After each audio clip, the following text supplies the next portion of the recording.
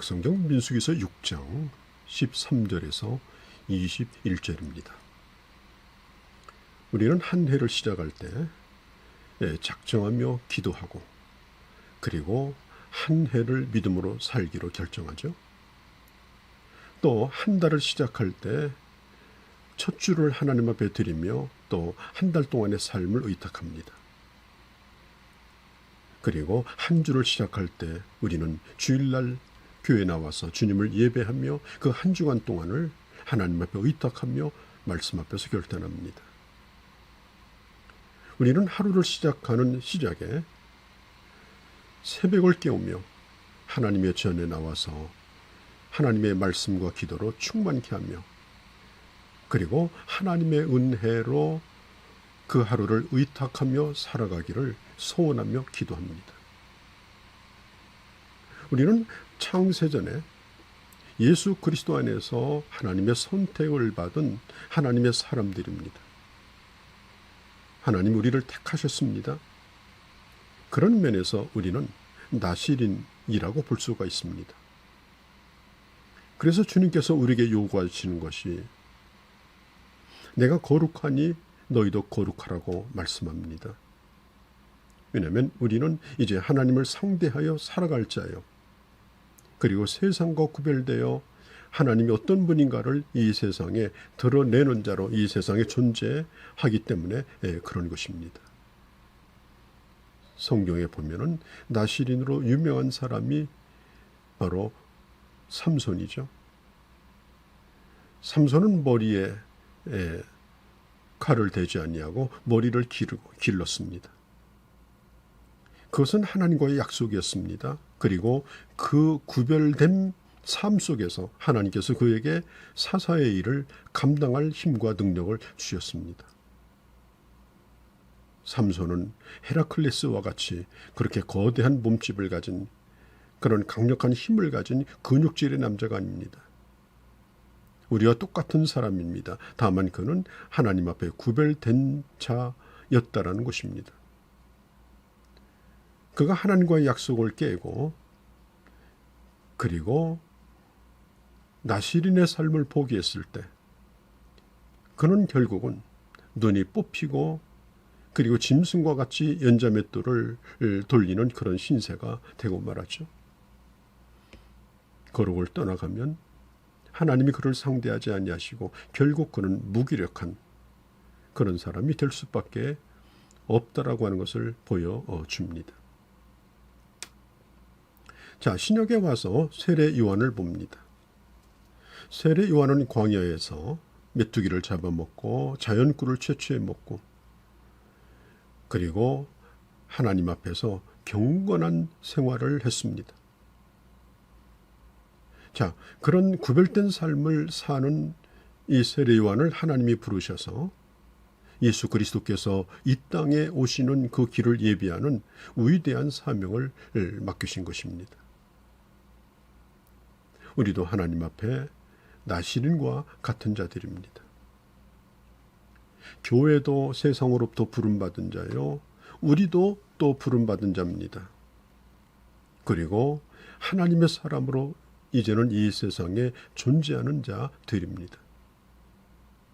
자, 이스라엘 백성들이 이제 광야 생활을 이제 시작을 하는데 하나님 앞에 전적으로 자기 자신을 드리겠다라고 하는 소원의 표시로 이 나실인의 예식을 자청하는 그런 사람들이 있었습니다. 그럴 때에 그 제사장에게 여러 가지 재물을 가지고 나와서 자발적인 헌신을 하게 되어지죠.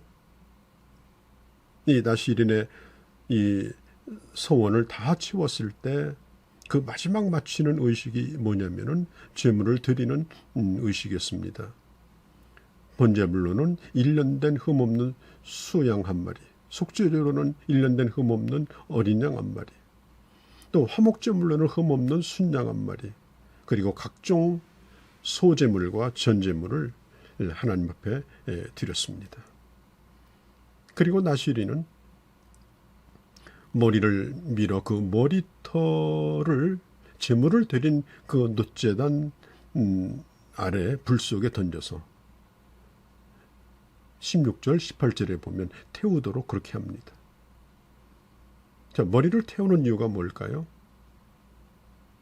이 머리털은 헌신의 증거이기 때문에 그것을 보관하고 싶은 그런 유혹도 있을 것입니다.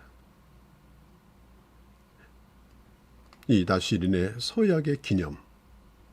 그래서 머리카락 몇 올이라도 그것을 남겨두어서 자신이 얼마나 구별된 그런 사람인가 하는 것을 보여주고 싶고 말하고 싶고, 그리고 간직하고 싶은 그런 유혹으로부터 완전히 끊어냅니다. 그래서 남길 만큼 어떤 것도 두지 않습니다. 그리고 자신의 헌신은 자신의 공로이나 또 자신의 어떤 결단, 어떤 종교적인 그런 경력, 이런 것이 되지 않도록 그렇게 구별시켰습니다.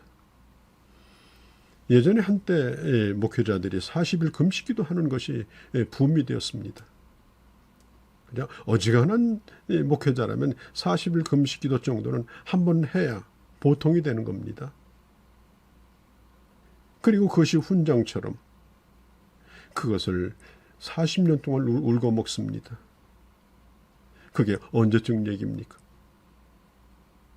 자, 우리에게 필요한 것은 뭐냐면은 어떤 나시린의 행사가 아닙니다. 나시린의 헌신을 했던 그런 어떤 증거, 흔적이 아닙니다. 그 예식을 치렀다고 하면 이제는 예수 그리스도 안에서 거룩하게 사는 삶이 요구되는 것입니다. 로마서 6장에 보면 이 세례의 표시가 뭐냐? 세례는 바로 예수 그리스도와 함께 장사 지내는 것이 세례라고 성경은 분명히 말합니다. 예수 믿고 세례받은 사람, 이 사람은 분명한 나시린입니다. 이제는 과거의 자신은 죽은 겁니다. 그리고 이제는 새로운 하나님의 사람으로 일생토록 이제는 그 길을 가야 되는 삶을 부여받은 것입니다. 나시린은 헌신의 기간이 끝난 후에 일상으로 이제 가게 되어지는데, 이제는 더 이상 더러운 것이나 부정케 하는 것을 가까이 하지 않는 것이죠. 우리가 고난주간, 이 부활절을 앞두고 있는 고난주간이나 또 사순절 기간이 되면 음식을 금식할 뿐 아니라 이런 문화적 이런 도구에 대하여 금하는 기간을 갖죠. 텔레비전을 일정 기간 보지 않는다든지, 또 인터넷을 하지 않는다든지, 특별히 내가 좋아하는 기호식품을 끊는다든지, 또 영화를 보지 않는다든지, 게임을 하지 않는다든지, 이런 문화적 이런 금식을 하고, 그리고 더욱더 말씀을 묵상하고 기도하는 일에 전념함으로 하나님을 가까이 하죠. 또 새벽 예배를 작정한다든지, 그리고 금식을 한다든지, 그리고 가능하다면 사회 봉사도 일정 기간 한다든지, 그래서 내 삶에 구석구석 배어있는 이런 문화적 이 오염물질들, 이런 찌꺼기들을 다 떨어내고, 그리고 자신을 온전히 구별하는 것입니다. 자, 나시린은 서약을 마치는 것은 대단히 축하할 일입니다. 이제 하나님의 사람으로 자기 스스로가 자기 자신을 이제는 소중히 여기고, 그리고 서운한 자로 하나님께 드려진 자로 그 삶을 살아가는 것입니다.